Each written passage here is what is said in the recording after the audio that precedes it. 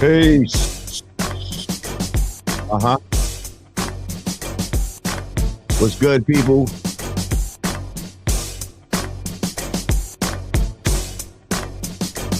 Old school Tommy.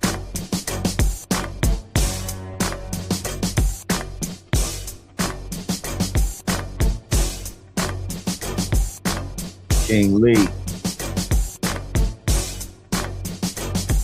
Soul Sus.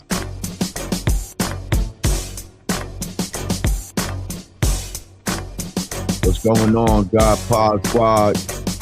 GPS. Yeah.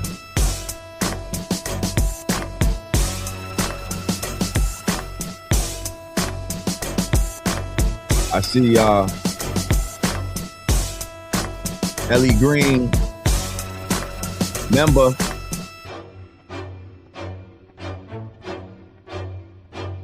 Gather around, let's kick it.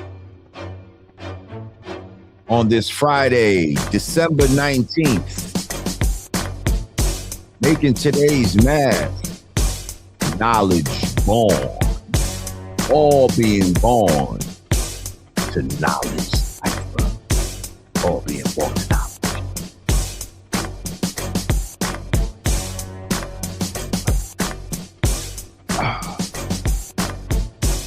Uncivilized savage, peace. Why, thank you, sir. Oh, I did check out Old Dude's beats. Oh my goodness. I checked, it wasn't beats, it was songs. We should have played it live. I just might play it live. Hold up. I just might play it live. Because when I tell you, I'm a real critic, y'all need to listen. Peace. Welcome back to the God Power with Lord Jamar. I'm Lord Jamar. Yeah, we talking about my man that was like in the chat last week. Yeah, I got some songs. And I said, okay, bro, it better be some shit. And yeah. I was like, you sure you want to send them? He was like, absolutely. Sent them anyway. I could let y'all judge them. Jeff, he said, greetings from Kenya. LJ, it's midnight in Nairobi, family. Peace. Peace to you from Kenya. I appreciate that, man.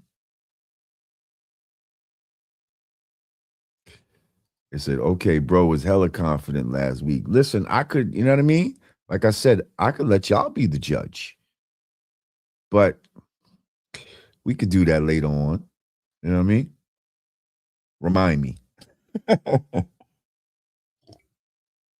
How y'all feel? How was your week? Was it productive? Did you make shit happen? Did you enjoy all the shenanigans that took place this week on the internet? Yeah. Well, I guess the first thing this week that everybody was talking about was, oh, you ain't missed nothing, Moet Chandon. You just got here. We just got here, basically. Everybody click that like button, actually. Click the share button. Let people know that we on. A lot of times we get hated on and they don't want to send out the notification that we're on. So if you'd be so kind as to just send out a share or something and let people know that, that'd be great. Eli said, Trump is mad at my state right now, but it's all good. Well, what in the liberal bullshit did your state do? Speaking of Trump, he's done a few things this past week before we get into some of this other stuff. He actually reclassified marijuana from a Schedule 1 drug to a Schedule 3 drug, clearing the way for medical research to be done on on marijuana and see, how it can be used, you know, as a cure for, several things that up until now they're just using pharmaceuticals for, you know? So I thought that was cool. What else did Trump just do? Besides the marijuana thing. Oh, something else. I'll remember.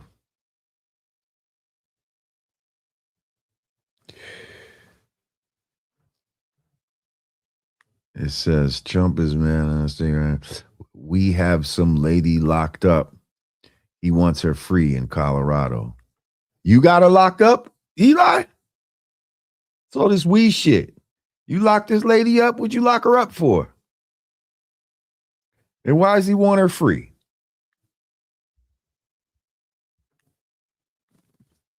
Oh, I know. A thing was passed. A law was passed that, let me see. Wait. Yes, the U.S. House passes bill to ban transgender surgery. Come on, motherfuckers. Clap it up. Where's.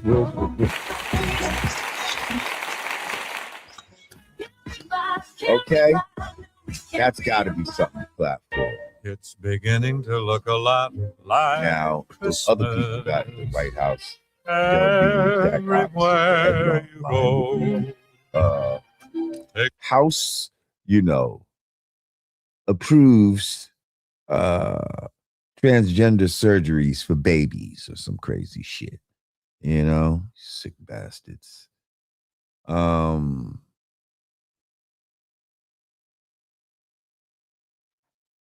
Yeah.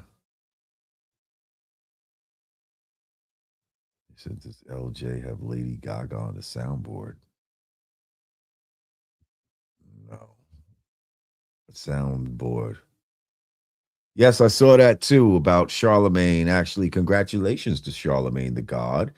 He's seeing news that he just inked a $200 million deal with iHeart Radio, where basically he wants to be, like the BET of podcasts, and create an umbrella, to have a bunch of podcasts under his umbrella. I think it's dope. He's done the work to be in this position, and let's see where he takes this. He's actually been taking a political stance lately, where it seems like he's been going against the Democratic Party, where at one point it seems like he was banging the drum for them. So, the fact that he just inked this deal, because I actually heard they maybe were not going to renew his Breakfast Club contract, but after something like this, I know he's like, fuck the Breakfast Club. Nobody give a fuck about that Breakfast Club. You know what I mean? That was the fucking the stepping stone that got him to where he's at now. So yeah, shout out to Charlemagne. And yeah, we'll see what's up. Maybe we'll be doing business in the future, We'll see. DJ Jammin Jimmy. Thank you, brother. Appreciate you. He said, do you agree with Jesse Lee Peterson from the Fallen State that Black women are lost because Black men became weak? Loved your episode with him, by the way. I could agree with that statement. Absolutely. Absolutely. Black women are lost because Black women became weak. I mean, because Black men became weak. Sure. How we became weak, is debatable. We can say there was a concentrated attack for us to be weak. Um,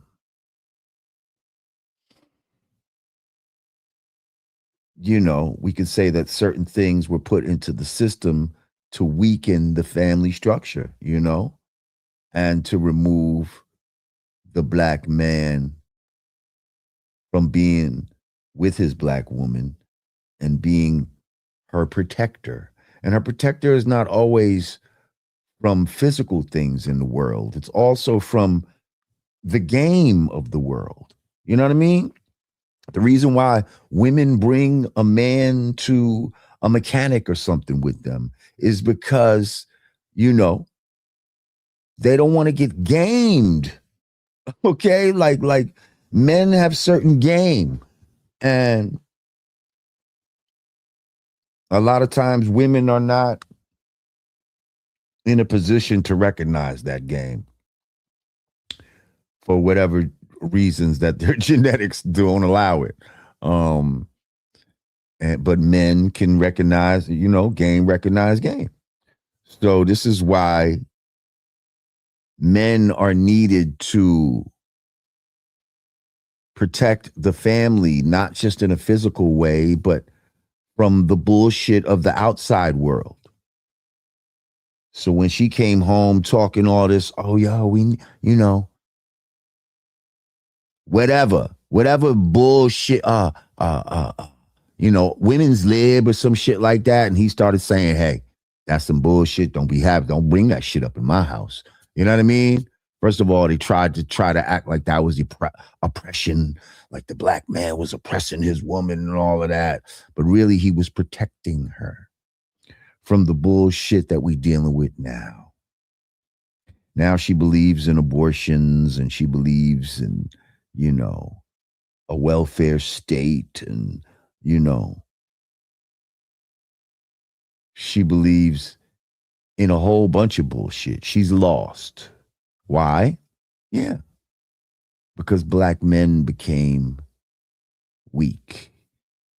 And, weak doesn't always mean, again, physically strong. Weak means we were fragmented and taken away. And when you take away from something, it weakens it.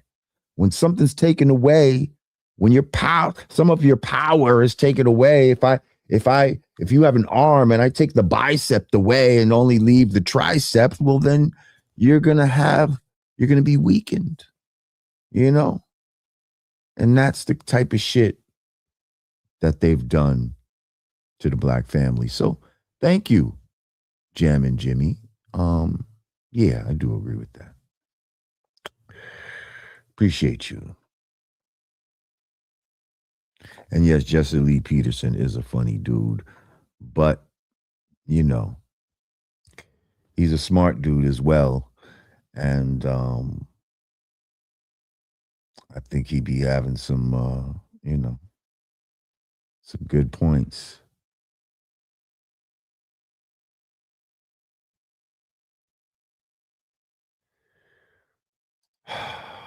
Peace and Quiet said Pan-Africanism corralled Black American male ambition, and feminism weaponized the Black woman against the nuclear Black family via abortion, etc.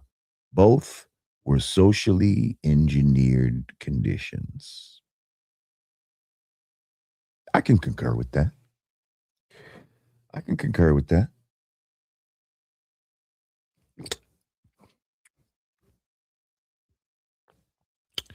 You're right. That Pan-African shit was a socially engineered thing, as well as the feminism shit.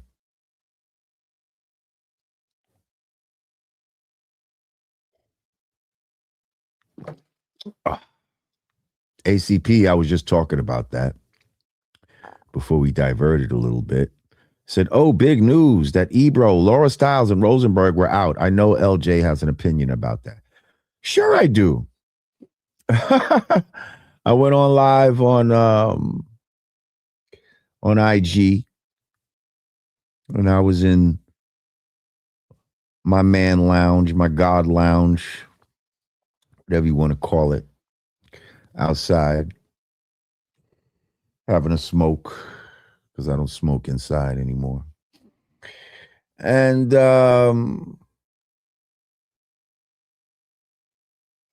said I haven't watched in a while. You sound a lot more conservative now. I've been conservative, sir.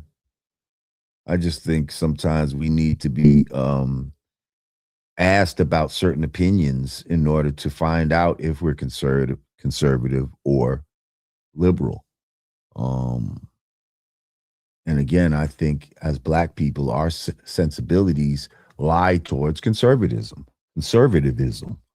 To be conservative, we are not these liberal fucking retards that they try to paint us out to be.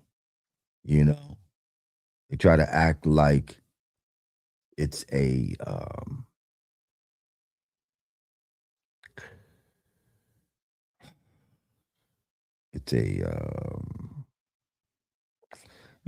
like a socially good thing to do. Like it's a virtuous. That's what they try to make liberalism seem like, a virtuous thing to be, you know. But when we talk about conservative, when we talk about conserving the Black family, well, you have to be a conservative in order to conserve the Black family. You can't be liberal and feel like, well, the Black family can be whatever, as long as it's a Black family. It could be 2 girls, it could be 2 guys, it could be an adult and a child, it could be whatever, because that's what liberal is. You're basically with whatever in the name of, getting along with motherfuckers and trying to accommodate, certain people, and especially, minority groups, groups that don't even move the needle, but we're doing so much to bend over backwards for these motherfuckers, like we got to make special laws for fucking, one-eyed fucking transvestites and shit like that. Like, come on. Like, what's the percentage of population of one-eyed transvestites? You know what I mean? Like, but that's the type of shit they'll have us try to bend over backwards for. And, it's fucking retarded, yo. I'm not with it. So yeah, I am conservative, and I'm proud to be conservative. Now, does that mean I'm a Republican? Does that mean that I align myself with conservative white people? Of course not. You know what I mean? But hold up now. There are times when conservative white values will converge with conservative Black values. And at that point, you can't do anything but say, yeah, I do agree with that. If these conservative whites feel like, the family structure of a man and a woman is what is intended by nature and all of that type of shit, I agree with that. Doesn't matter if they're white, Black, whatever the fuck the case may be. I agree with that. I'm with that. If these white people feel like, the Second Amendment and the right to bear arms and make sure that this government doesn't do no tyrannical shit to you, I agree with that too. I agree with that. That has nothing to do with, if these motherfuckers is racist and all this other bullshit that motherfuckers be talking about. Oh, you agree with racist, motherfucker? You agree with drug dealers and shit like that? Like, you know what I mean? Like, I'm sure we all at some point agree with people that might not necessarily be of the highest character. You see what I'm saying? But there's still certain things that y'all are aligned with. Y'all still are in agreement with something, Charles Manson was a murderer, you know, but he fucked with women. He liked women. You like women, so you agree with something that Charles Manson agreed with, right? You see what I'm saying? Like you like some shit that Charles Manson liked. He liked women. You like women. So what? Oh, you like the same things that a fucking murderer likes? I guess in that case, I do. You know what I mean? Like in that situation, our likes converge. But that doesn't mean I condone fucking Charles Manson. You see what I'm saying? Like, so you motherfuckers need to calm down. But anyway,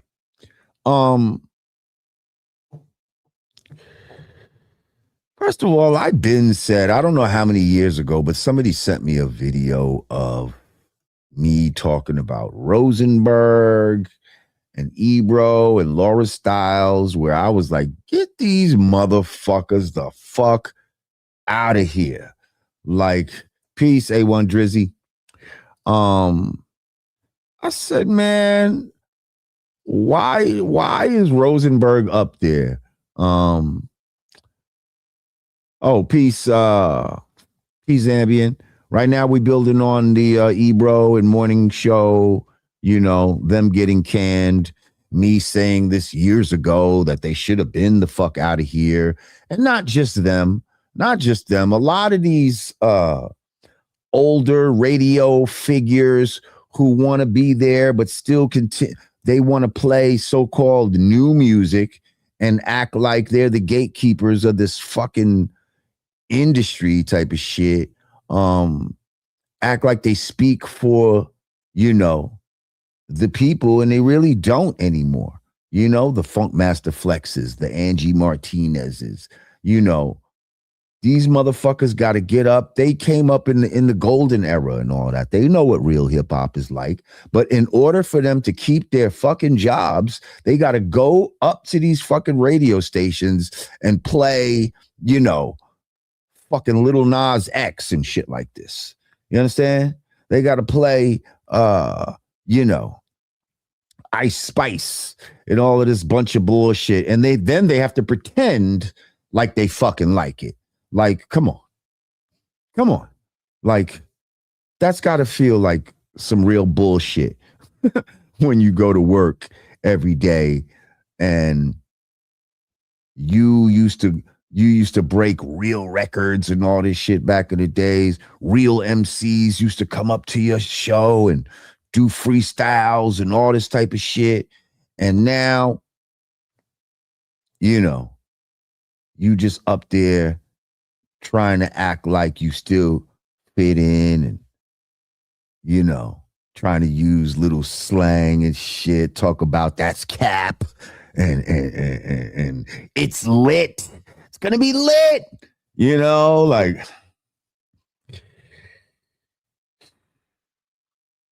I'm telling you, when Angie Martinez went over to 105, Power 105. Now, if you're not familiar with New York radio politics, you know, some of this you might not fully understand, but you know, I'm sure a lot of you know who Angie Martinez, big radio personality in the 90s on Hot 97, which was one of the biggest hip hop and R&B stations in New York at the time. It was probably number one. But you know, over the years, people get, you know, older. It's like if hip hop would have only allowed the pioneers of hip hop to just always keep making records and nobody could come in behind them. You see what I'm saying? Like if Melly Mel and them just would have blocked everybody, you know, from coming behind them, there would have been no fucking Rock Hymns and Coogee Raps and Brand Nubians and all this other type of shit, because them motherfuckers would have just been at the gate and be like, nope, it's me. That's the equivalent of what these guys been doing on radio. Like a lot of these motherfuckers been there for 30 something years. And I understand you got to have a fucking job and all this type of shit. You know, you got to feed your family. Nobody's saying that we don't want you to feed your family. But at some point, I feel like there has to be a transition where, you know, you don't represent the present culture anymore, you know? And right now, fortunately, there's radio stations like 94 The Block in New York where, you know, it's dedicated to throwback type music. You know, they have personalities on there like Ed Lover. They have personalities on there like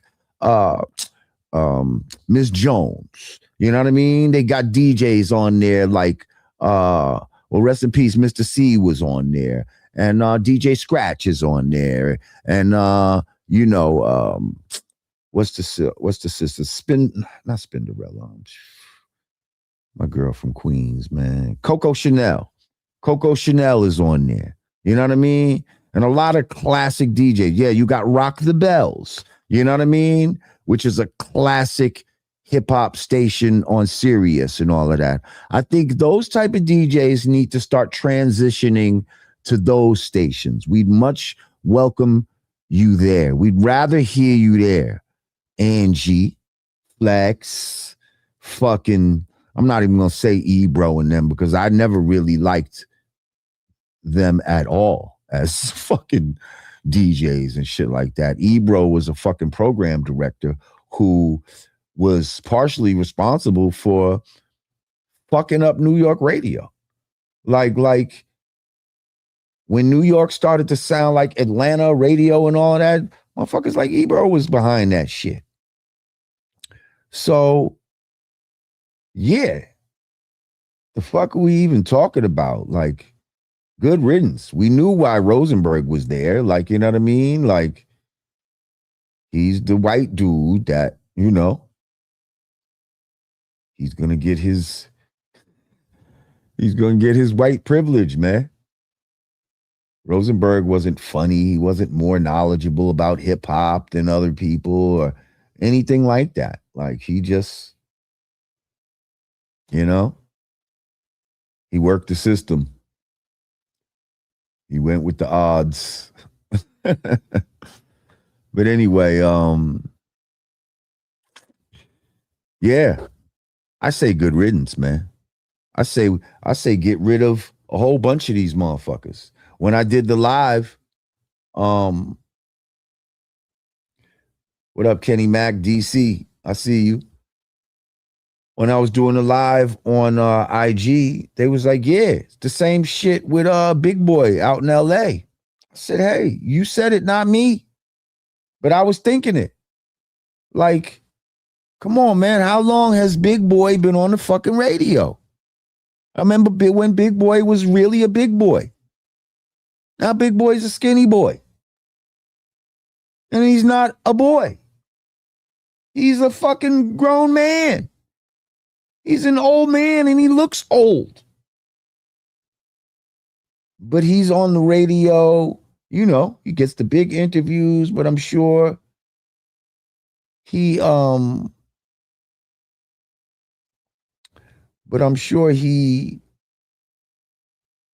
know, gotta play that new shit. You gotta play that new shit and he's gotta act like it's hot, especially when he interviews them. You know, so I listened to the new record. Oh, and I gotta say it's phenomenal. You know, this is the type of shit that they gotta say to these fucking artists when they come up there. Yeah, so I just listened to your new record. Loved it.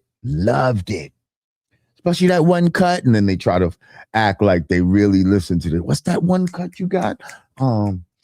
Yeah, you got this one cut. Yeah, that's the one. Uh-huh. Yeah. Knowing damn well they don't fuck with that shit.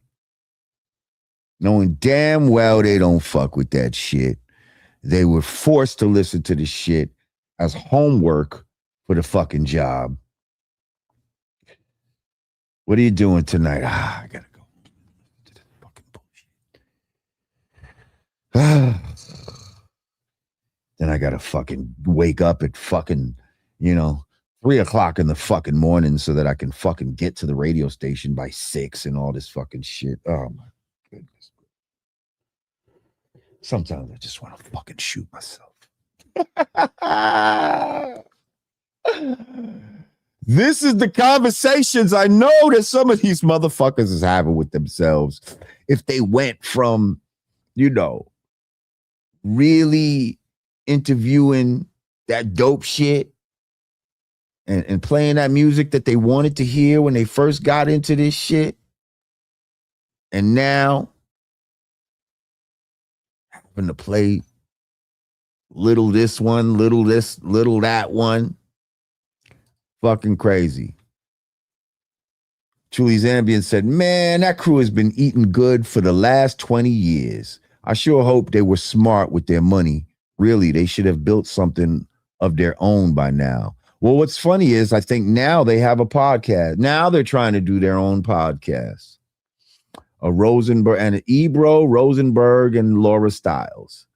So it's no longer Ebro in the morning where he was, trying to throw his way. Now he wants everybody to be in, part of the title. And let's do everything we can to try to get these clicks and shit. Ebro, Rosenberg, and Laura Stiles. Again, I asked when Rosenberg came around, who the fuck is Rosenberg?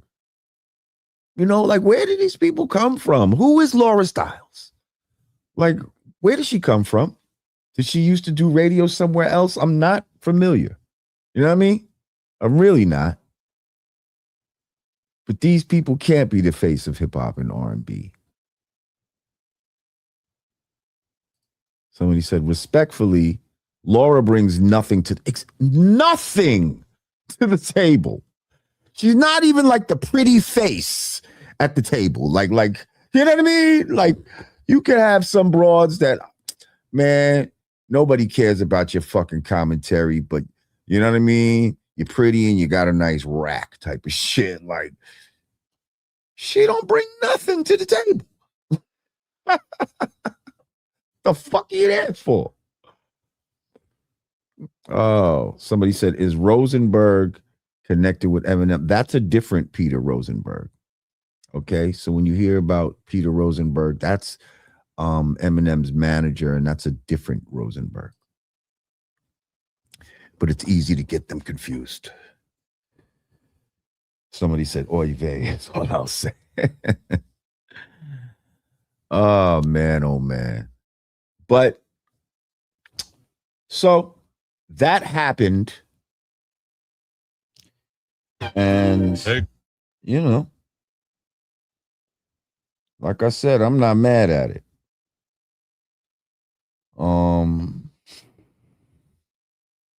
Good riddance, in my opinion. But then Hot 97, now they're saying this is temporary, but Hot 97 went and put a bigger hole in the sinking ship by replacing them, even though I'm hearing it's temporary now, but by replacing Ebro and them with Funkmaster Flex.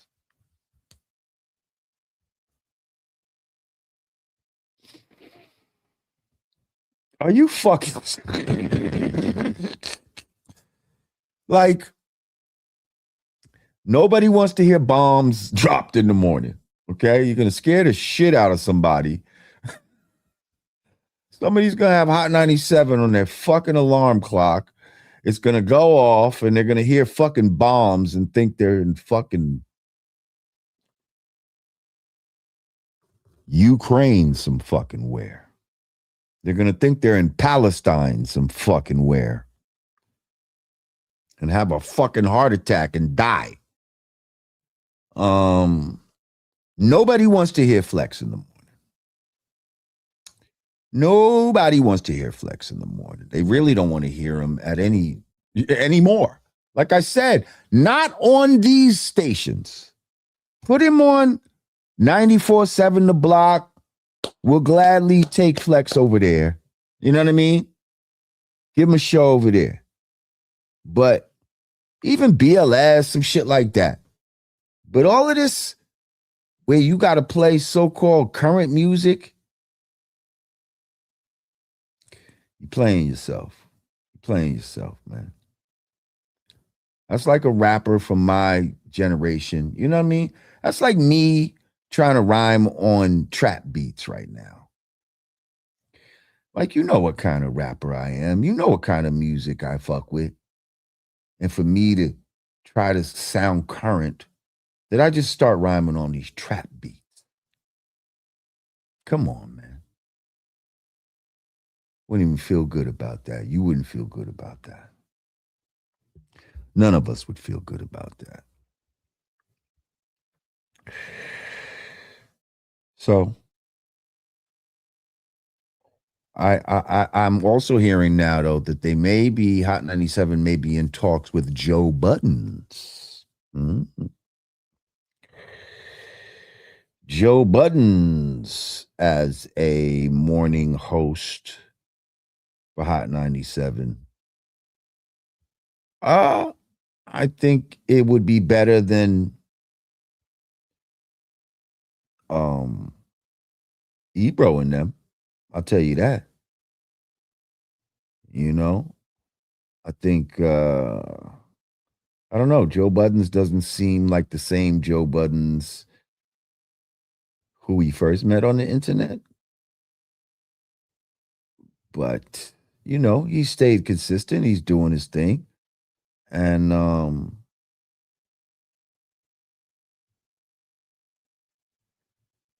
even though he is from a certain era, I think he is a little more in touch with this younger generation than some of these other people. I don't know. We'll see. To be honest, I feel like it should be younger. You know, online, I recommended my man, friend of the show, Punch from Brooklyn. You know, Punch seems like the type of guy. He seems smart, intelligent. He has a good voice for radio. Um, you know, he knows a lot of people. He's definitely, you know, plugged into this generation, but at the same time, he knows about the generation that came before him and all of that type of shit. Um, yeah, I said I nominate Punch, you know? If anybody knows Punch, um,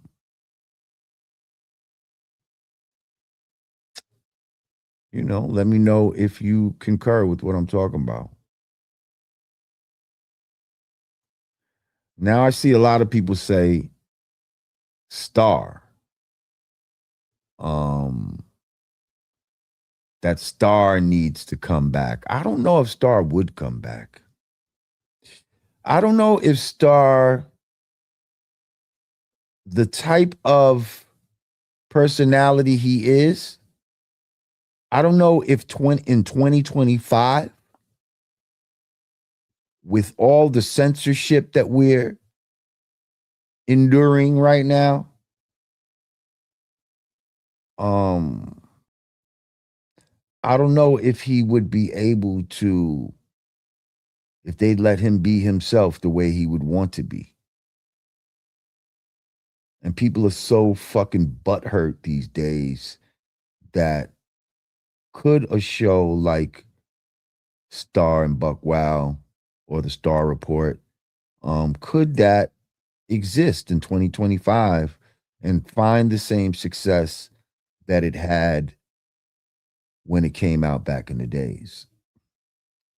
Because he was like the Black Howard Stern in a way. You understand what I'm saying? But now that kind of,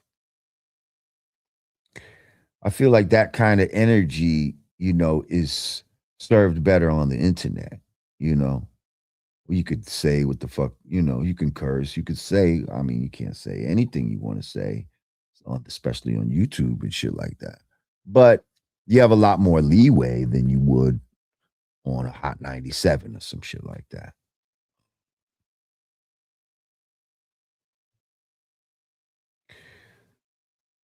So I really don't know if in 2025, if Star would want to do it. Um, and if he'd be able to do it the way he would want to do it. Zambian said, I don't think Budden would be able to revive Hot 97 fortunes. He doesn't even do any research for his own show. They just riff off the top and don't care about factual accuracy. Well, maybe he'd have a team over there that, they'd hold him to a different standard and they'd force him to, First of all, a lot of that shit, when you get into that type of radio, a lot of that shit is scripted. So you have a scripted shit that you talk about. You just kind of say it in your way, but like you'll go to other markets and see that, oh shit, they're saying almost the same shit. Like there'll be little morning games and shit that they'll play on the radio station, and you'll think that it's kind of, that it's distinct to your market until you travel somewhere and you're listening to the radio and you're like, oh shit, they're doing that same fucking thing. You know what I mean? I remember, and it's not just radio. I remember being in like Miami or some shit, right? And in New York, there's a Time Warner cable news channel called New York One, And everybody that has, that had Time Warner cable or whatever, watched New York One. And they have their own specific set, the way the set looks, and they got this background music and all that. So I'm in Miami, and it wasn't New York One, it was like Miami 5 or some shit like that. But the set was almost identical.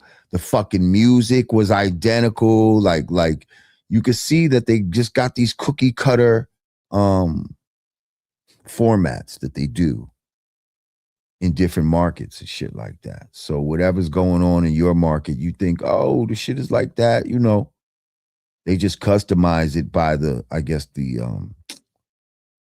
accent or the tone of the voice of the DJs or whatever, but the shit that they're saying, that they're reading off, all of that shit is the same, yo. All of that shit is the same. The news, so he wouldn't have to worry about shit like that. He wouldn't have to worry about shit like that. But hey, good riddance. Moving on. The New York Knicks.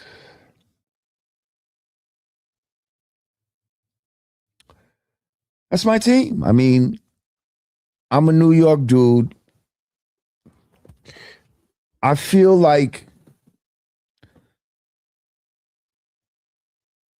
you should be loyal to the team from the city that you're from, right? So I'm a New York guy across the board, but I only like certain New York teams. I've told y'all before, I don't like any of the Ets. I don't like the Jets, the Mets, the Nets, any of the Ets. I like the Yankees. I like the Giants. I like the Knicks, And if you're going to make me pick in hockey, it's the Rangers, right? So the Knicks been losing for a long time, man, And they came up with this thing.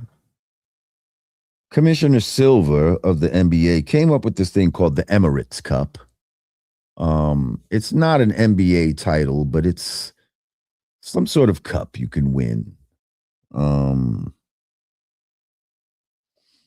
during the NBA season.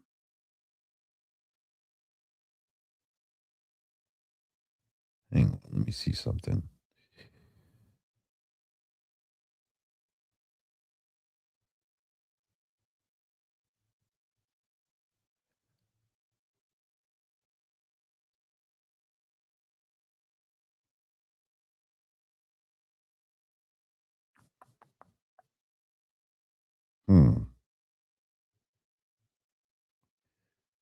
Yeah, so it's some NBA Cup. It's not like the NBA championship, But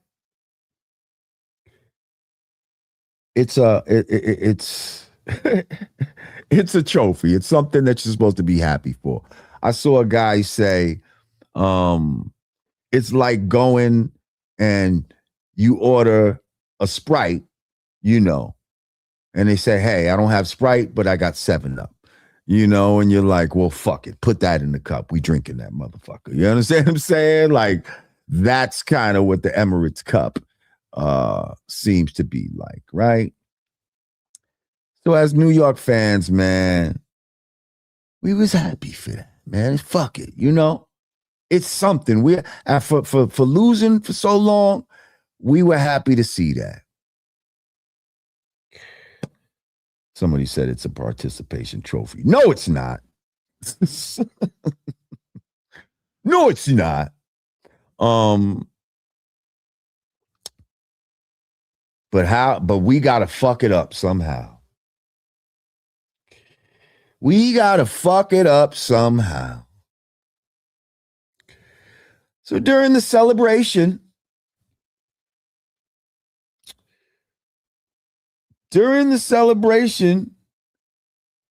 oh shit. I just saw this. Vote for Kamala's fighting words. We could take this outside, bro. That's hilarious. Those are fighting words. During the celebration, Josh Hart, who, is one of the great players on the team right now. He's part of the heart and soul of this team. Like, this guy's hustle, I feel like it's infectious. He's a clutch player, offense, defense. Great. Jalen Brunson, he's the captain of the team. Another clutch player. These guys are making New York fans feel like we have a chance at something. They got us to the playoffs last year. There's a high probability we're going to the playoffs this year. Do we I think there's like an 8% chance of us winning it all, better than nothing. But New York, we coming back. But here goes your man Josh Hart on national TV while they're celebrating, decides to try to put his thumb in Jalen Brunson's butt.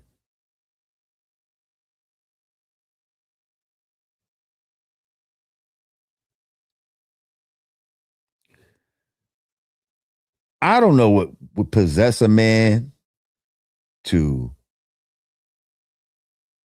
do some shit like that. Did he think it was fucking funny? Because the nigga Jalen Brunson turned around immediately like, what the fuck? Yo.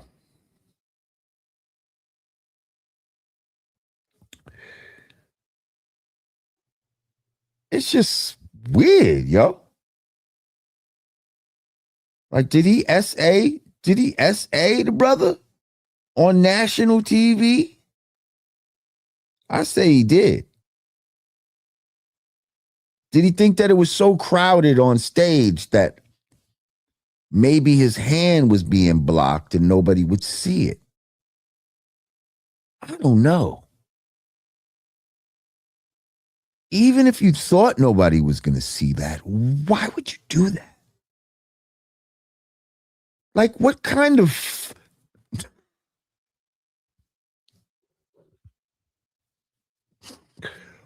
friends play like that with each other? What kind of friends play with each other like that?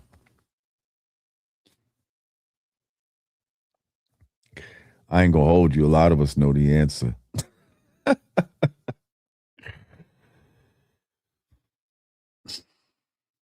and it's not the obvious answer, which would be gay dudes. um, but I'm not gonna hold you. Like comedy like that is kind of prevalent in the white community. Let's keep it real. I said it. Comedy like that is kind of prevalent in the white community. Why are these guys doing that? Who are they hanging out with? What? Why did you have to spoil the celebration, Josh? Like that fucked it up for everybody. We couldn't have a good celebration. Just New York, yeah, we won this fucking Emirates Cup, yay. Now we're not going to lift this flag into the rafters and all that, but hey, we're going to acknowledge this win. But you had to fuck up a good win with a SA to your brother. That's crazy. That's crazy. Wow.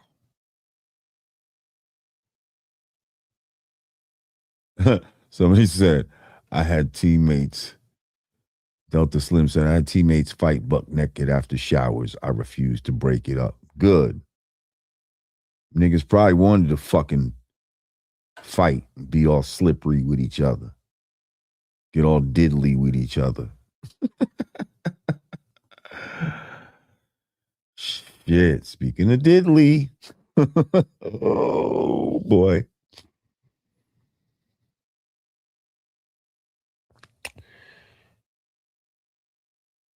This nigga Vlad.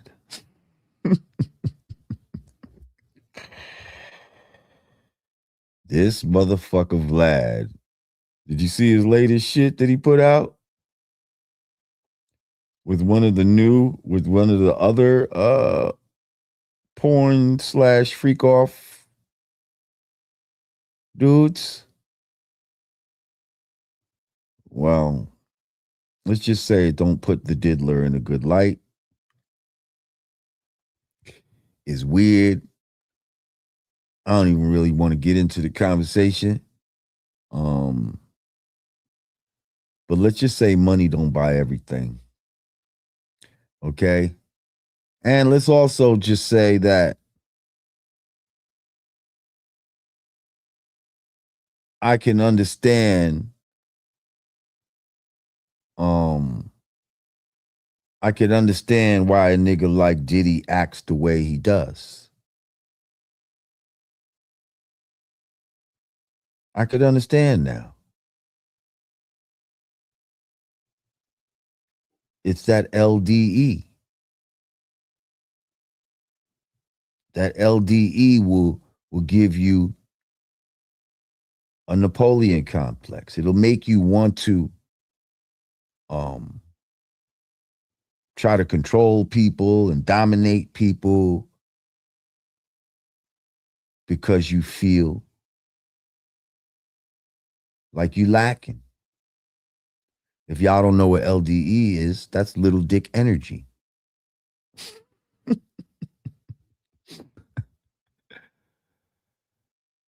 That's little dick energy.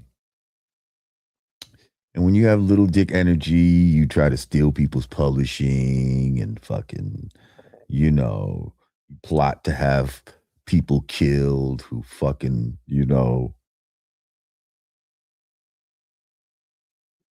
have more sexual prowess than you. Now, I could see why that shit almost is what would make 50 mad too. Like, if you knew that this little guy was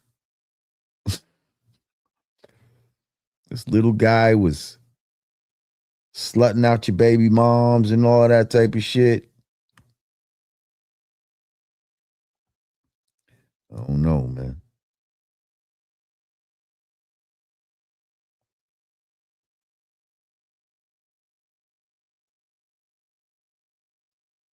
They said LJ, it's a convenient explanation, but this is the only escort to make LDE allegation.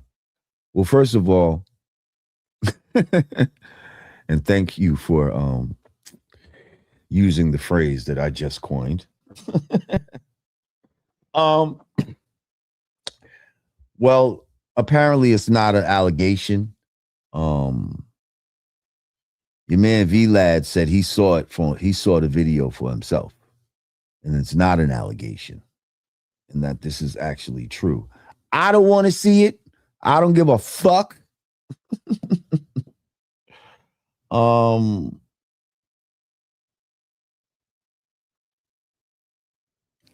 But what I will say is, right, I think the only way that Puff can get out of this, can spin this, is to just embrace it and be like, yeah, I do suffer from LDE. Like, that's all he could really do. Because to try to come any other way is not going to be good. He's got to be self-deprecating and just be like, yeah, it's hard to live your life, you know, with little pee-pee, with the pee-pee ditty. Yeah, that's all. That's my advice, you know.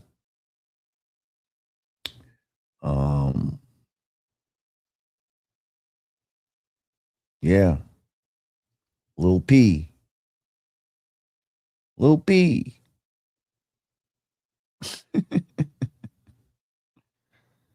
Lil Diddy.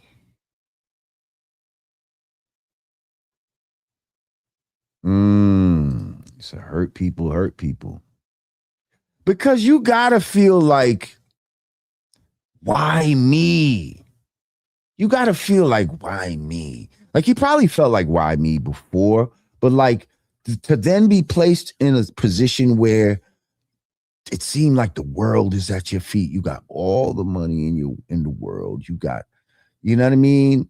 Some of the most beautiful women, da da da da. You going here, you going there, but you can't fully enjoy it because your man is below average. That's fucked up. And I know some people say, why wouldn't he get like an enlargement or some shit like that? Man, do you want to cut into your shit? Regardless, if it was the motherfucker probably thinking, man, I don't want to lose what I got. What if they fuck up? That 3 go to the 0. Then what you gonna do? I'm just saying, the whole shit was weird, man. The fucking the porn dude talking about it was weird. Because, come on, man. I think I said that, like, 2 men should be, at this stage in the game, man, 2 men shouldn't be having sex in the same room with each other and all that. That's not, it's just weirdo shit, man. You shouldn't be looking at me. I shouldn't be looking at you and all this dumb shit, man. You know what I mean? You should have never known that. But apparently, the diddler is all oiled up on tape. Like, they got screenshots. They blurred this shit out, but they got screenshots.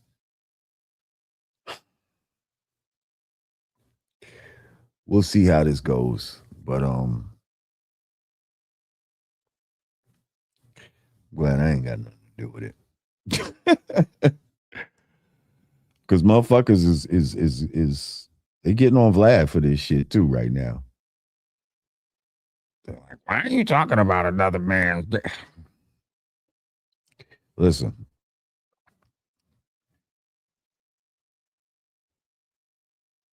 I just think it speaks to his frame of mind. You know what I mean? That's it. I don't give a fuck. What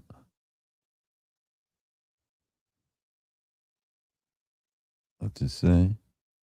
Dropping today. And yeah, he put up a text talking about Diddy's gonna hate me for the rest of his life after I drop this next interview. A lot of people felt a little underwhelmed though. They're like, "Is the interview you was talking about? Like, is this the interview you was hyping up?" A lot of people didn't think it was necessarily a bomb drop. But and yes, comics do it all the time. Comics make whole routines about fucking having underwhelming penises, and you know what I mean? And people will laugh at that shit. So I'm telling you, that's what the diddler needs to do. He needs to fucking embrace this shit head first. He needs to embrace this shit head first and be like, yep, I'm the little guy. Call me Little Diddy. And that's how you take the power away. That's the only way he's going to be able to do it. That's the only way he's going to be able to do it.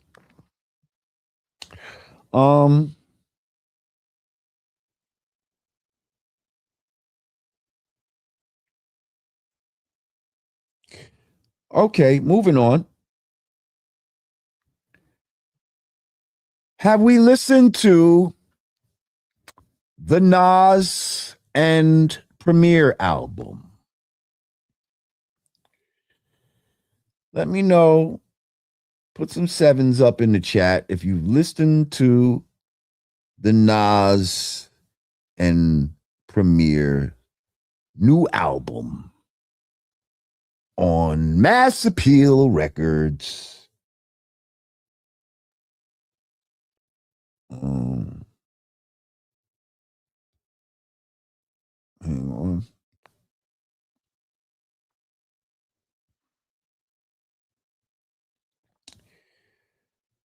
Light Years, that's the name of it. Light Years. Okay, let's see.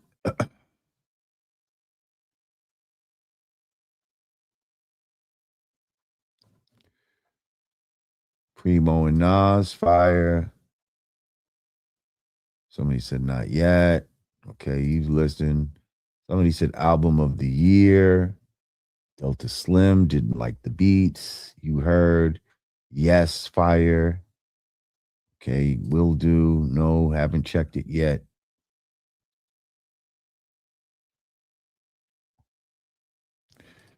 Somebody said best tracks on the new Nas Preem are Get Ready, Madman, and Writers.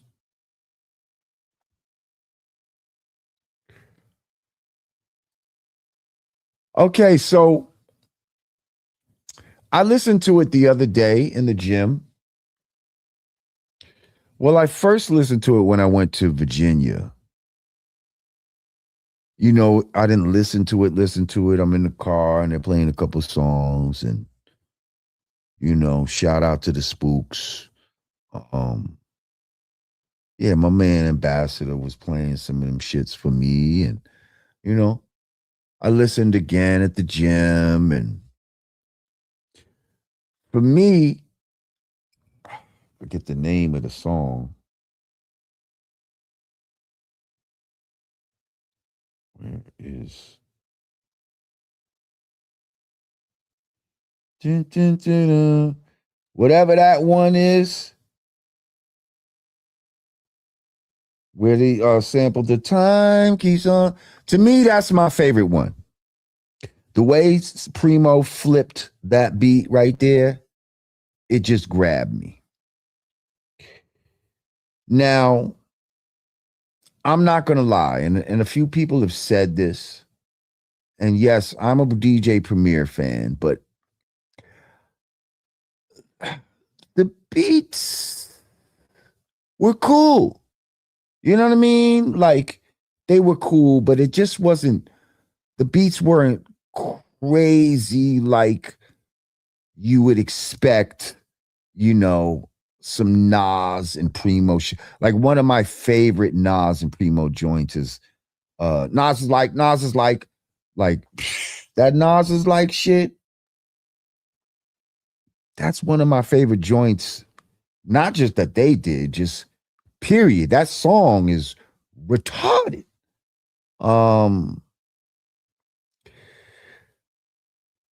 I didn't feel that connection on this one. There was some good stuff, don't get me wrong. Like,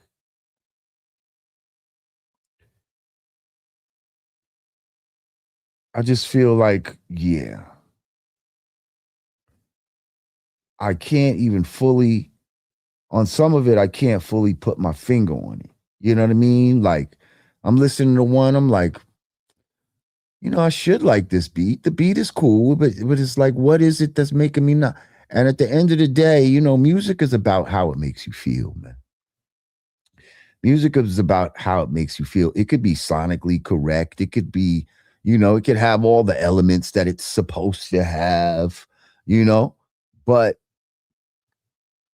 it don't make you feel a certain way. If it just don't grab you and affect you in some kind of way, then I feel like it's not doing the job that it's supposed to do. You know what I mean? It's just kind of existing. Lyrically, Nas is Nas, man. Nas is spitting some shit on here. You can't front on Nas. And he, you know, he's the saving grace of this album, you know? Because he always has just clever angles, and he did something for the graffiti. Who's thinking about acknowledging graffiti writers and shit like that? You know what I mean? Not many people. Um, he did one for the sisters and the Young Kings, and he has good angles and shit like that.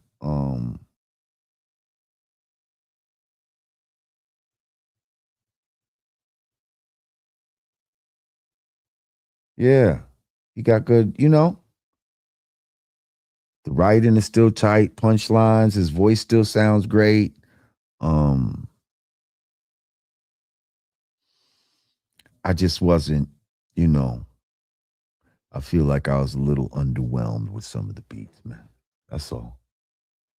That's all. Um,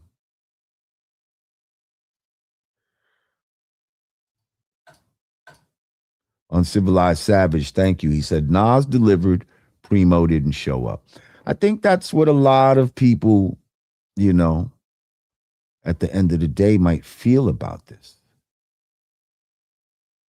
Um,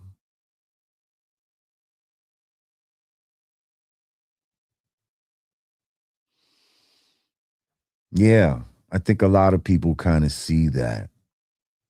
Um,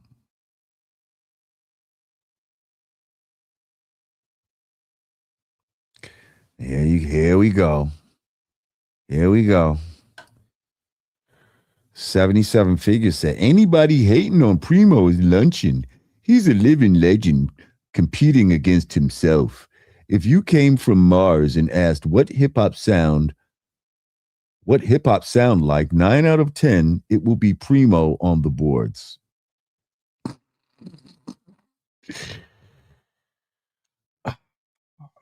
Now you see how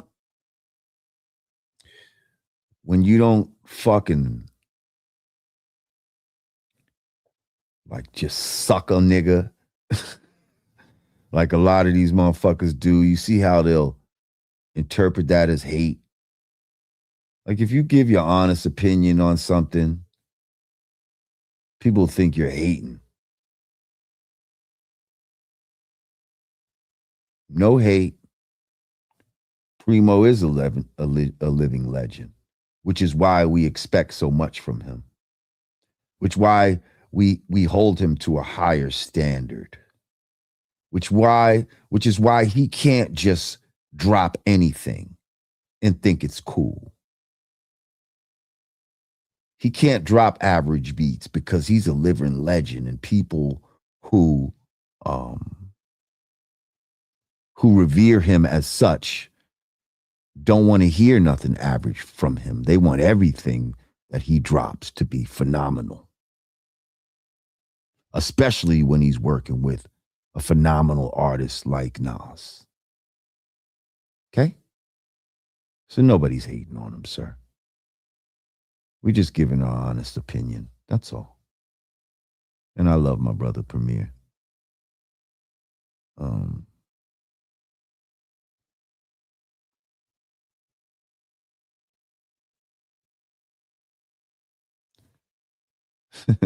He said, Lord, you sounded like Cholo from the movie Blood In, Blood Out when you was doing old boy voiceover.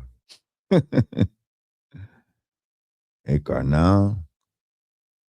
I try to tell him. Uncivilized Savage, I'd love to hear Nas spit on the God Pod intro. You know, we might be able to make that happen. With the power of technology, I can actually make a remix like that happen. My man Polanski actually told me that I should remix some of the songs because a few people were talking about, you know, how they wasn't really in love with some of the beats, you know? But all in all, it's a solid project. Listen, if I was going to rate it from 1 to 10,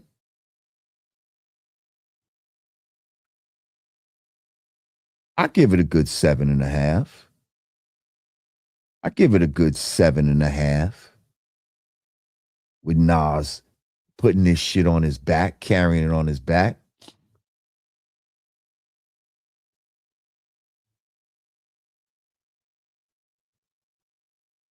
Somebody said, nah, we need a Nas album produced by Q-Tip. Nah, we need a Nas album produced by Lord Jamar. That's what we need. Because trust and believe.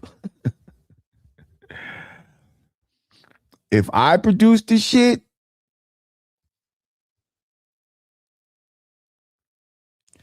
giving this man nothing but heaters. Nothing but heaters. Yes, 7 out of 10 is a positive review. Right? 7.5 out of 10 is a positive review. Everybody can't expect to get a perfect score. And for those of you who, you know what I mean, would listen to that and think that that was perfect, your standards have been lowered because of all the bullshit that's out there. So now when you hear something that's, you know, that's good, it sounds great. You know what I mean? Like, and when you hear something that sounds great, the shit will sound phenomenal in your mind because of all this bullshit that's around. But if you have always had a certain standard and you never allowed that standard to lower, then that's the kind of ratings you're gonna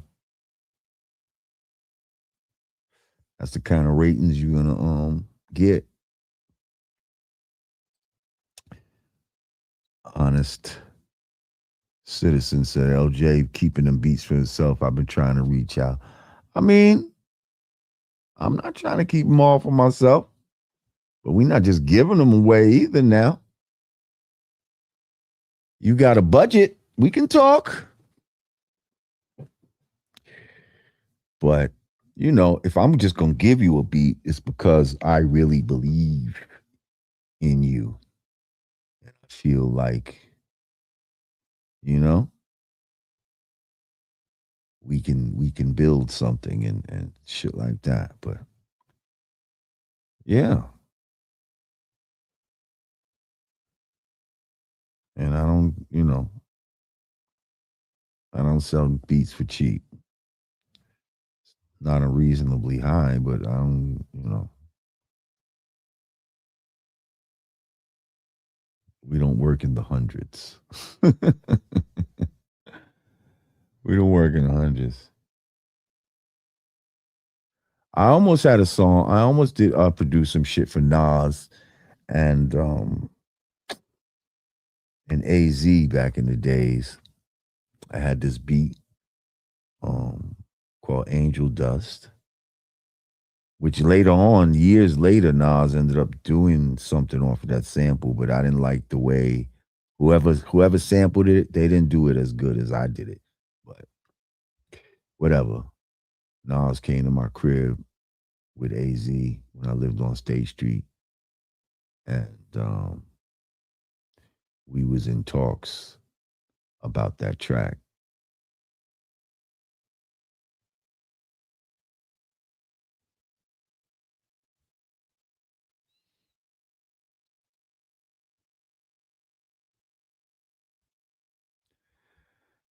Yeah, that's right. Lord Jamar and Nas would knock. Put it in it. Put it in the universe.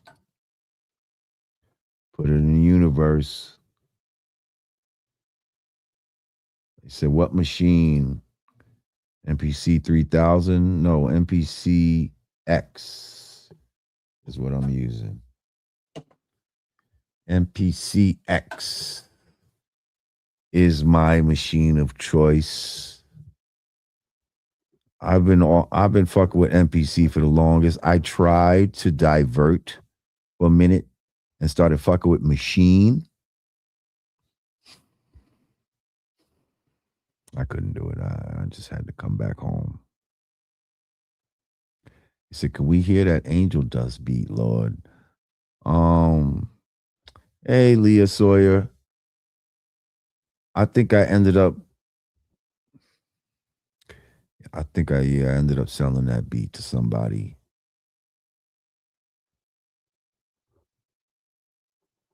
Yeah. I wouldn't know where that's at right now. But it was dope. You gotta understand, this is like 20 something years ago. Maybe more. Maybe 30 years ago.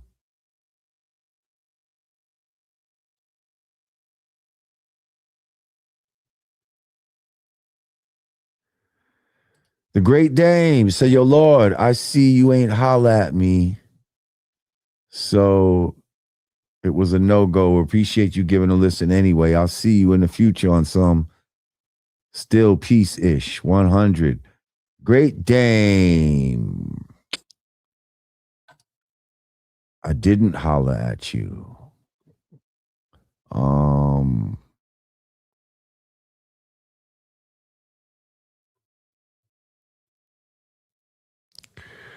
I'm trying to see where your shit is at again. Because if you're really up to it, shit, I'll listen to some of your shit right now. Oh, Damon Cooper, is that you? Was that your name? Yep. Hang on. Damon. There you go.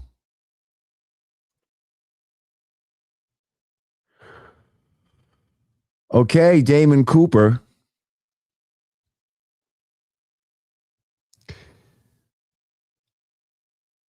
You're right. I didn't get back to you. The reason being,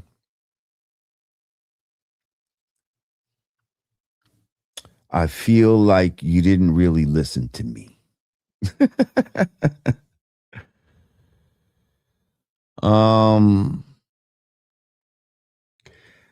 You know what? We're going to go ahead and play some shit right now from you, Great Dame. And we're going to let the people, and now I appreciate your donation, but I want the people to give their input seriously, because maybe I just be too critical sometimes. I don't know. But I'm gonna go ahead. Let's see. Where's it at? Oh, shit. There we are.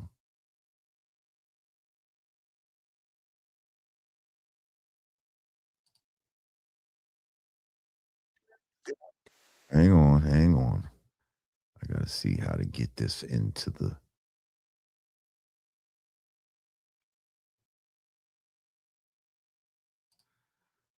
Okay, y'all tell me if y'all can hear this. Share screen. Also shared audio.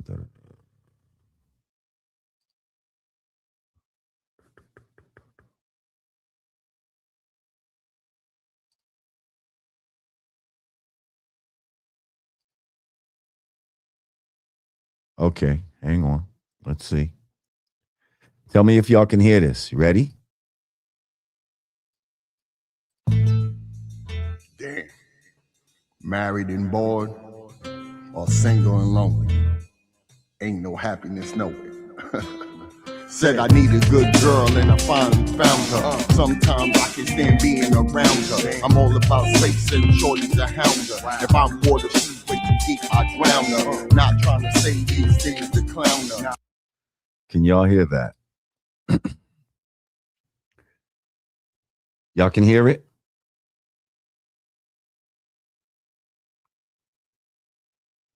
Okay. Okay.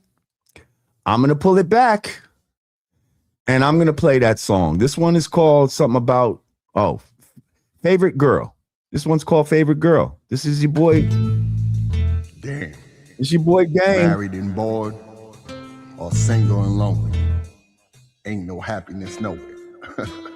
Said I need a good girl and I finally found her. Sometimes I can stand being around her. I'm all about space and shorties to hound her. If I'm water, she's way too deep, I drown her. Not trying to say these things to clown her. She don't like to listen when my doesn't sound her. When I first met her, Whoa, what happened?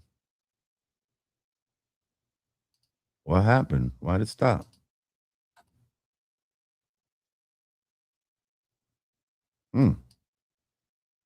That's weird.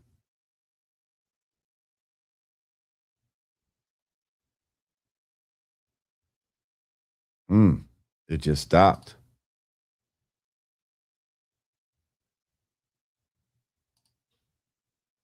I don't know why it did that.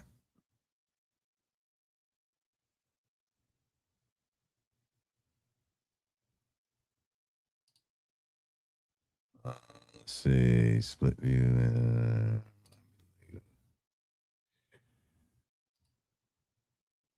Y'all like that? Here's a joint called.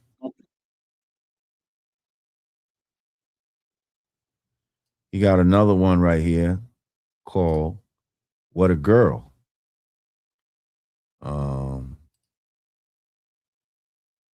Share screen. Boom. There we go. my time I could share with a dime in that glare. Us in the rear, at the times I could care. See, I'm different than most, baby. I'm not the average guy. You gotta love all of me. See, to me, that's why I answer you, ask why I'm made this way. That's like why it's night, night, or the day is the day. What I'm dealing with really is a girl that can feel me. Same with a 9 to 5 as if I'm a big Willie. Knows just how to thrill me. Makes it her purpose, not concerned with me giving her shoes and purses, pleasing me with her thirst is. Bark like a dog if I said she will, but I'm way too chill. Gonna be paying my bills till I'm ready to spend. Tell me this is your world, thanks for letting me in. Nothing less than a 10. See, I'm best when I win. Through our stress and we grin, while the rest can pretend we rock it. Okay.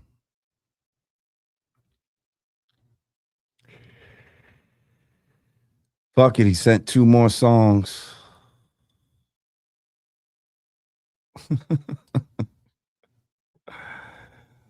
uh That's not it. Below par. I see what he doing there. Sounds like Bun B. Good rapper needs better beats. Sounds like recording on the phone.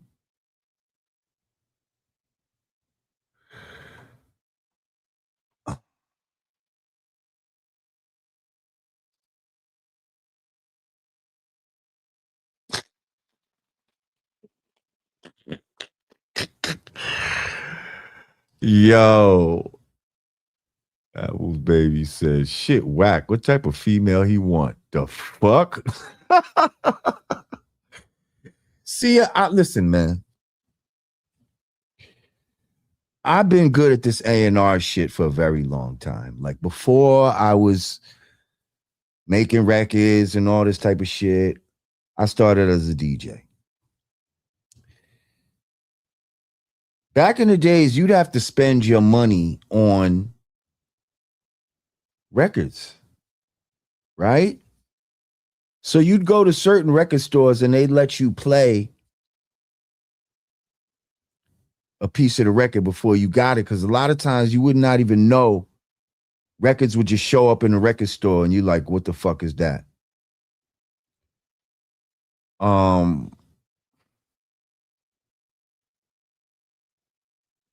So I would have to be able to identify a good record right off the bat so that I don't waste my fucking money. So I don't waste my money. And I got very good at being able to hear something and within the first few seconds, being able to know if this is a good record or not. I can tell by the beats. I could tell by the mix. I can tell by the name of the artist. I can tell by the delivery. There's a lot of different things. Dame, I'm not trying to shit on you at all. Believe me. But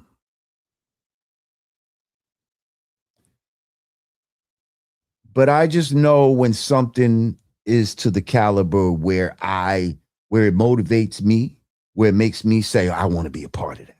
I want to help make that even better than I already see it is now, and it's already to a certain point, but I think I could even help even more. Or, I think there's a segment of the population that needs to hear this shit. So I don't want to be out here to be a dream killer, but I didn't hear anything that pulled me in. You know what I mean? Your voice to me, Don, you sound like an older gentleman. You know what I mean? Which is not bad, but to just be coming out as an older gentleman, yeah, I'm not sure about that. Great Dame said, I got better joints, but I appreciate the feedback. But the second song was about music being my girl. But it's all love. Listen. And sometimes when we make records, right, we don't have the luxury of being able to explain shit. If somebody can't hear a song and just automatically be like, oh, he's talking about music being his girl, you see what I'm saying? Then maybe the execution wasn't done properly. Zambian said, this chat will let you have it. Yes, they will. They will. That's why, you know what I mean? I didn't necessarily want to play your stuff last week and all that type of shit. But now you came back like, oh, no, I did listen. But sometimes you need a dose of this, this hard medicine right here,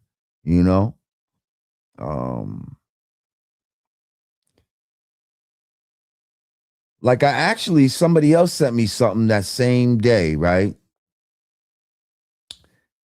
And actually, I liked their stuff a little more, to be honest, but I still didn't like it to the level of, you know, where it was something I could fuck with. The guy, you know, his beat sounded pretty good, but the way he rhymed, he sounded very much like you can hear a J. Cole influence in him, you know? Sounded very much like J. Cole, but not as good, okay? And I don't think that there's necessarily room for somebody that sounds like J. Cole, but doesn't rap as good as J. Cole, okay? Then the guy had a name that, I'm not going to say his name, but it was a name that marketing-wise, it's just not a good name. You know what I mean? Like, and so there's a lot of shit you got to take into account, man, as an artist. And there's shit you got to take into account as an A&R, you know?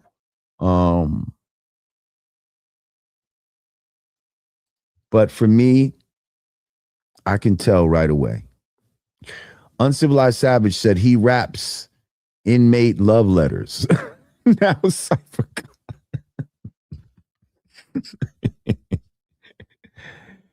Hey, man. You know, that's how a lot of people start rapping. He said, you brought Dead Prez and Stove God Cooks to the table. Yeah, I did.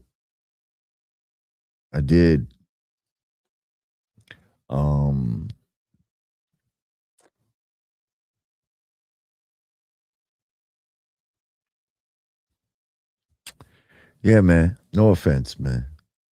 But wasn't really feeling the whatever you need to feel in music that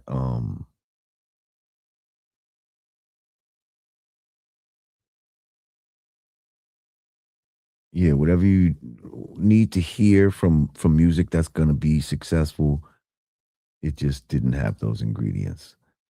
Corey Flood said, Jamar, this A&R segment, you should make this a regular part of your show. This is dope to hear from you. Oh, thank you. Maybe. I just don't want people to be, you know, you got to have a thick skin sometimes, man. I'm telling you, I said, listen, are you sure you want to send this? I'm very hard on this hip hop shit. You know what I mean? Like, and I say that to try to inspire people, you know, like, nah, fuck that. My shit is dope, but you can't be delusional. You see, you got to have confidence, but you can't be delusional. So I'm hoping that when I say that, a motherfucker's like, listen, nah, my shit dope. I know. I know who you are, Lord Jamar. I know you got a fucking hard ear and all that type of shit, and I still want to send my shit. You see? That's so when he was very adamant about sending it, I thought it was gonna be something crazy. You know what I mean?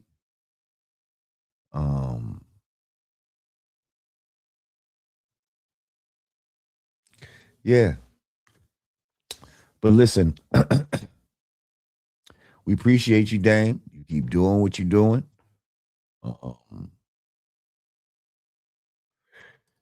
Listen, here's the thing.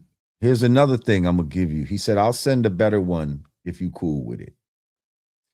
I'll go ahead and listen to one more, but here's the thing I would always recommend. Lead with your best foot forward.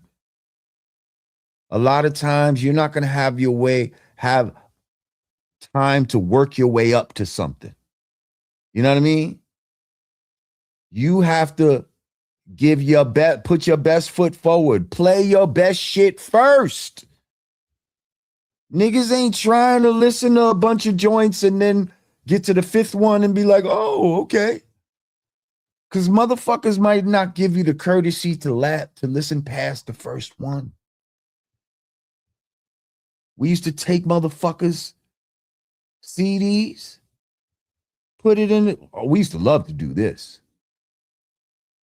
Motherfucker, give you a CD, now playing put in a CD player while we on the road. And Jay You Carter listening. by Jason on Apple Music. First song. If we know that shit is trash, pop that shit out, throw that shit out the window, say this shit for the streets. We asked the fucking whole, whoever's in the fucking on the bus and is it for the streets? Yeah, that shit for the streets. Boom! Your shit's out the window. To the streets. Y'all don't know. And we're not the only ones that do that. Mad fucking shit like that. Like your fucking tapes, the CDs ended up in the streets. Our niggas would have found them shits like fucking Terrence Howard from motherfucking Hustle and Flow talking about, hey, skinny man, tell me this fell out your pocket, man. I know you ain't do this to me, man. Tell me you ain't throw this tape in the toilet, man.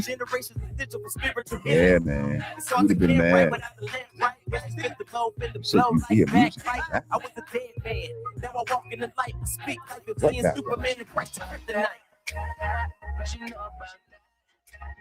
What that?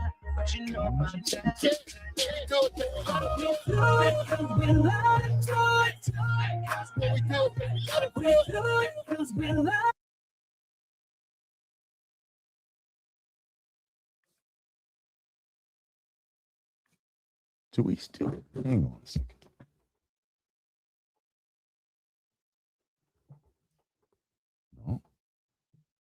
No. Weird. This is over here leaking people. I don't know what the fuck that was. I don't know where that was coming from. It says love to do it. Was that Nas in them? I don't know. It could have been coming from my phone. Okay. I think it was something playing on my phone, maybe.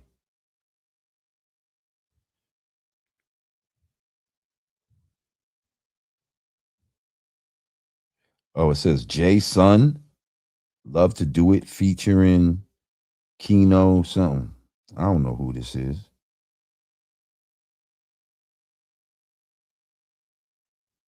Yeah, somebody named J-Sun. I don't even know how this got on my shit.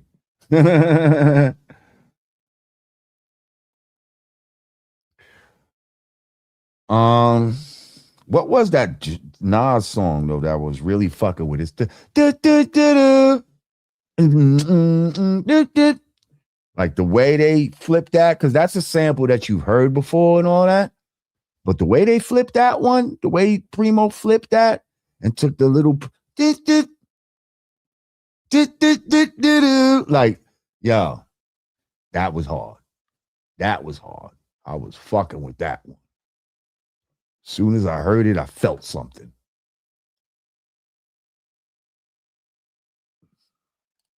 Zambian said, if bro isn't even sending his best tracks and wanted you to rate his music, I feel like that's disrespectful.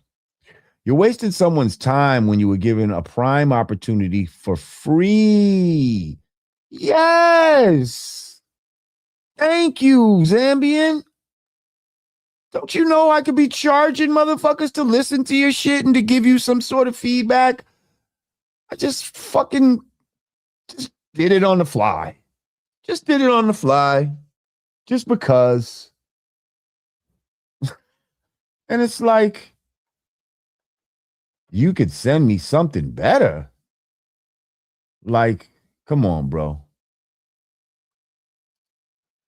Zambia said, dude sending $2 donations talking about, I'll send a better one if you cool with it. Nah, dog, keep that little $2 for your engineer to rent the studio time.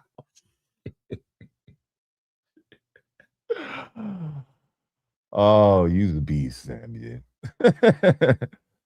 You's a beast. Oh, shit. Yeah, man, but listen, always come with your best shit first, man. Come with your best shit first. Like, you're right. You can't waste people's time out here. We're not trying to go through your whole fucking catalog till we get to the best one. You better play the best one to keep us there. Because again, a lot of people's not going to listen past the first one if it's not that shit. Okay? So let this be a lesson to everybody that's in the chat right now, everybody that can hear my voice, everybody that replays this episode.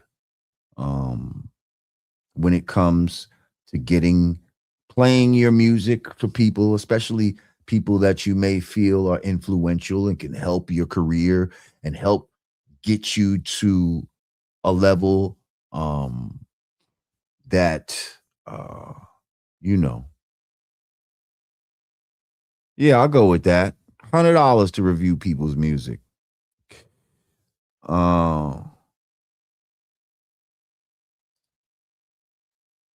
Great Dame said no disrespect. No doubt, no disrespect. Appreciate your time. Thank you, Dame.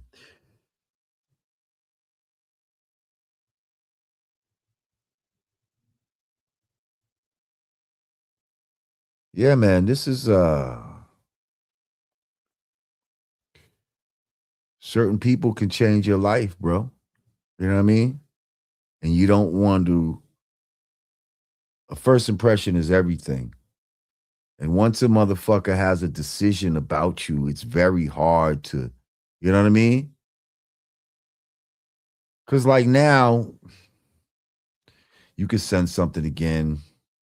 Am I going to be as apt to even open it? You know what I mean? Am I going to be even apt to, because I already got now a fucking stigma in my mind about you. You know what I mean? Like, I'm already thinking that I know what it's going to be, and it would be almost impossible for you to change my mind now. You know what I mean?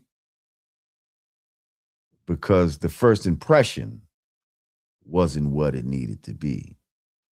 I'm just trying to teach y'all something, people. Dame, you're part of the lesson right now. You're helping to teach the lesson with how you just came. But I appreciate you for being in the house and all of that. Keep doing you, sir.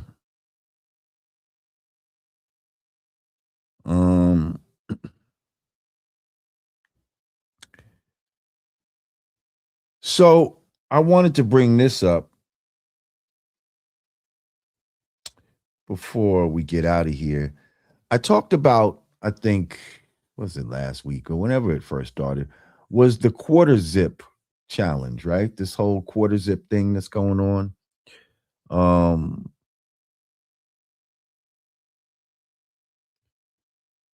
And I liked it. I still like it, but I see some people trying to almost construe it, and I think this is a way to try to get people to not fuck with it.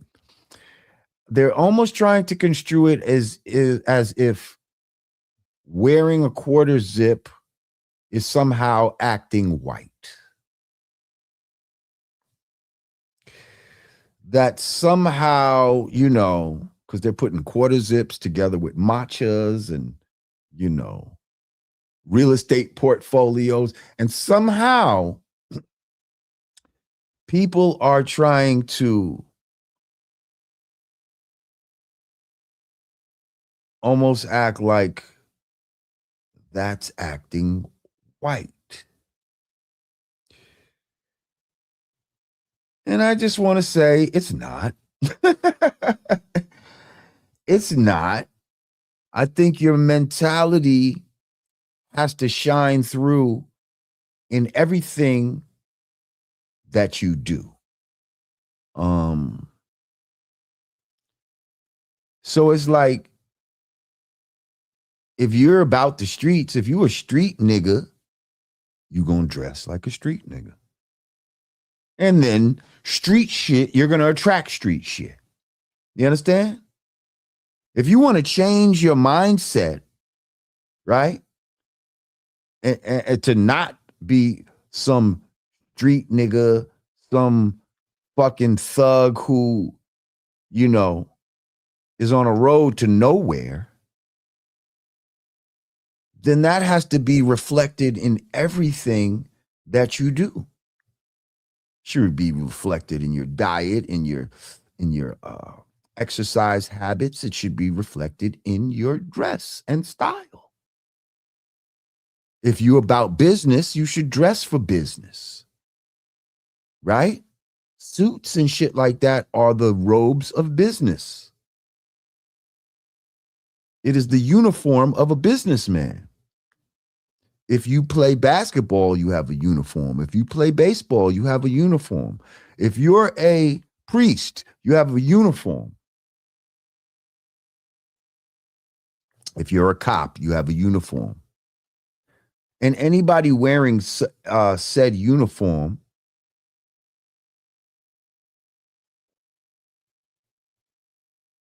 you're going to assume that they're about that life, right? So if you're wearing the uniform of a street thug gangster, but you're not really about that life, but somehow you get caught up in some shit because you look like you about that, you dressed in the uniform of somebody who's about that life.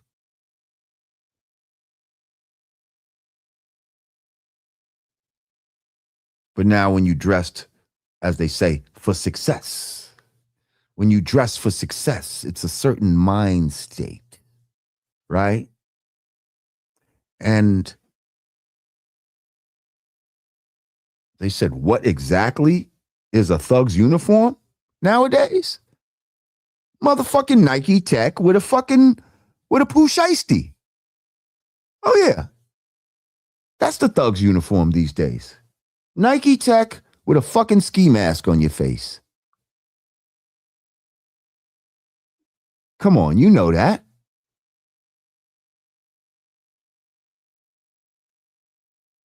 You know that. Yes, visualize wealth and put yourself in the picture. But when you put yourself in the picture, you need to see yourself dressed as somebody who is wealthy, worthy of wealth. And that doesn't mean designer shit per se.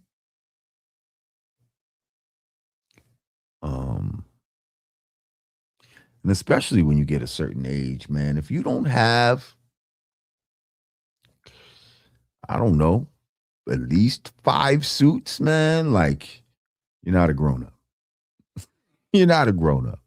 If you a 2-suit motherfucker in your 30s or some shit like that, God forbid your 40s and 50s with only 2 suits.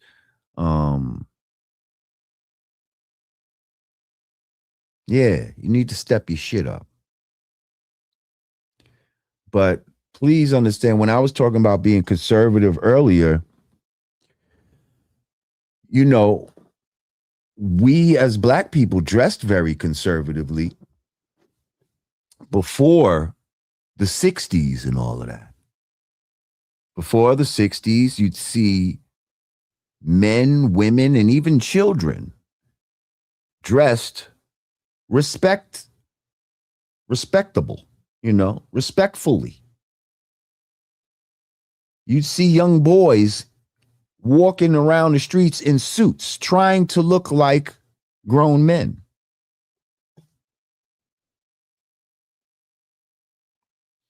Now you see grown men out trying to look like kids.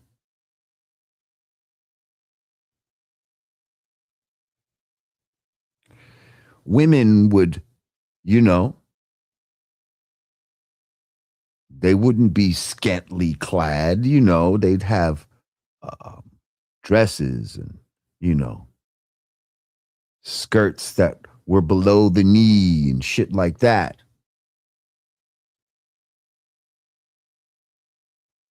And it was frowned upon to be a whore in the Black community, not celebrated.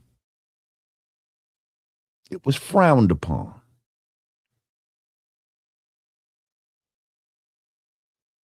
You might get sent some fucking where you get pregnant out of wedlock and all this type of shit.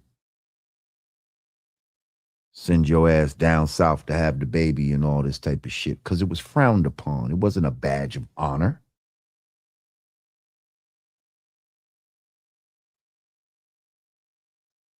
So what I'm saying is this quarter zip shit is like us taking back our manhood. Okay?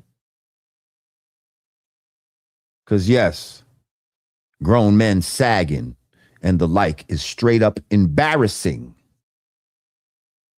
It's straight up embarrassing. I see your fucking drawers and the brand of drawers that you're wearing and your fucking ass crack like you want niggas to see your fucking ass crack.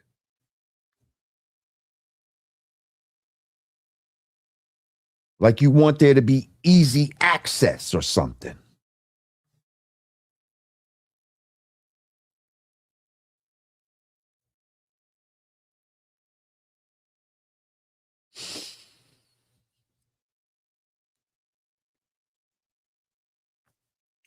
So stop when you see these young boys, stop trying to discourage them with this bullshit talk of, what are you trying to act like a white boy?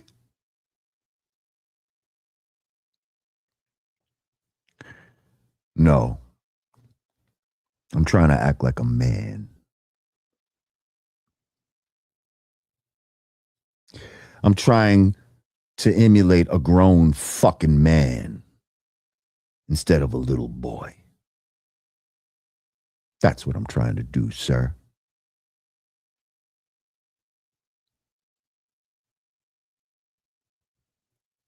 And at this point, it's not about a white man or a black man. It's just a man who believes in manhood, who believes that men are men and women are women.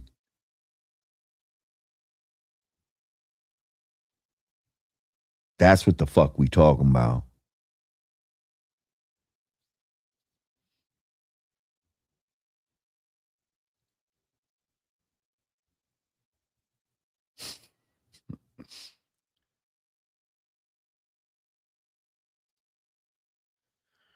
Zambian said, remember when people would wear their Sunday best when traveling, taking flights, etc.? Yup. People had some sense and decorum. Now you see people walking through the airport in pajamas. Holy shit. The airport, the mall, they'll go to restaurants. It's crazy. It's crazy.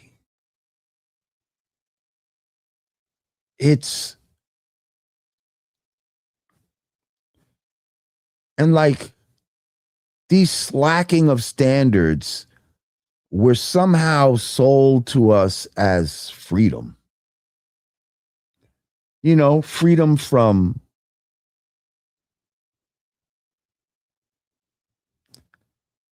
it seemed like freedom from the establishment, I guess. You know, the way they build the 60s and, you know, free love and just hang out, just wear whatever you want to wear and just, you know, let your hair grow long. All of that shit was billed as freedom. But really it was planting the seed of anarchy. It's planting the seeds of anarchy. Because that's pretty much where we're at. Fucking anarchy.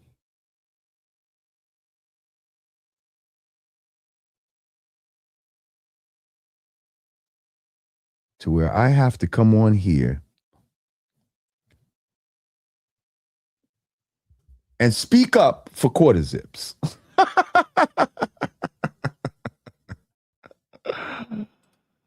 I have to defend young men who would like to look better and do better and present themselves in a better light.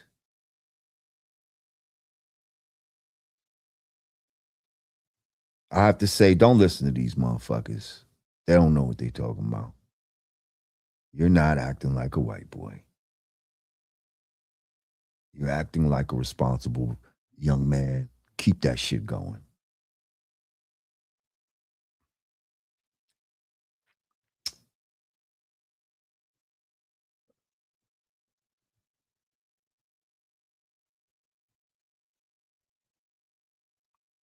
And that's true, Zambian.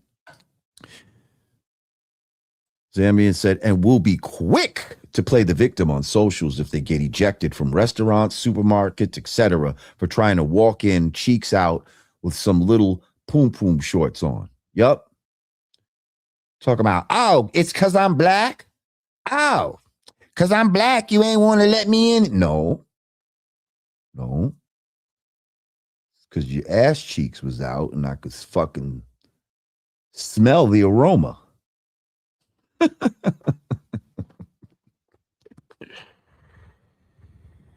Your ass cheeks is so out that I can smell the aroma. And it's not good.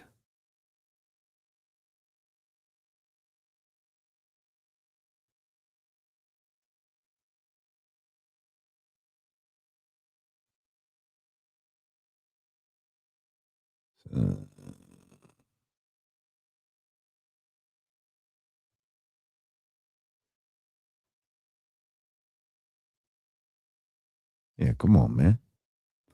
We've been rocking them things, man. What is you talking about?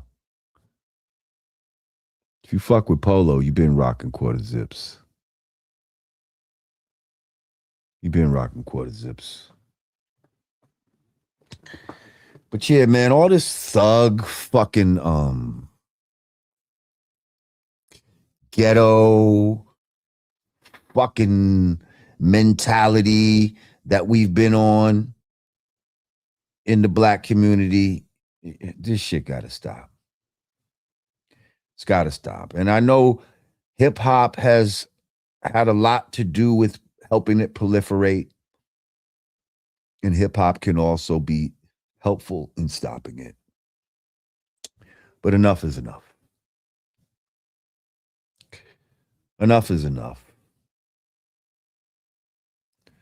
Let's start dressing like civilized people, speaking, acting like civilized people.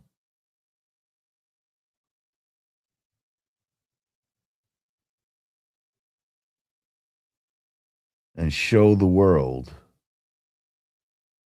why we are the fathers and mothers of civilization.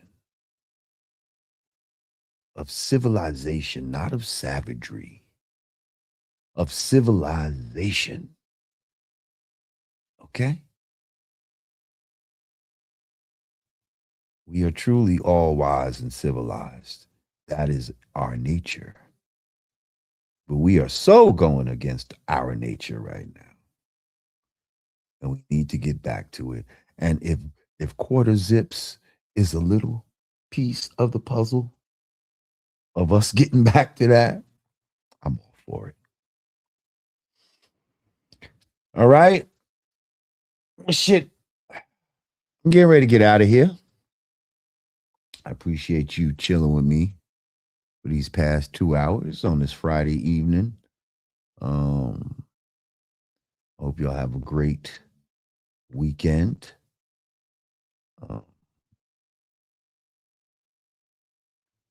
Yeah, be safe out there. Keep yourself healthy. Keep your family safe. All that good shit. We here. We're doing a damn thing. And we ain't going no motherfucking where.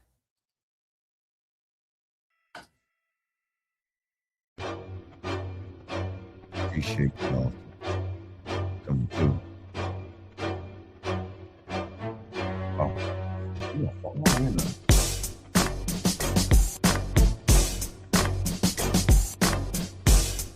turn that shit off and y'all said I heard some other shit. Y'all be safe. All my mods, thank you. Zambian, A1 Drizzy. Black power, y'all.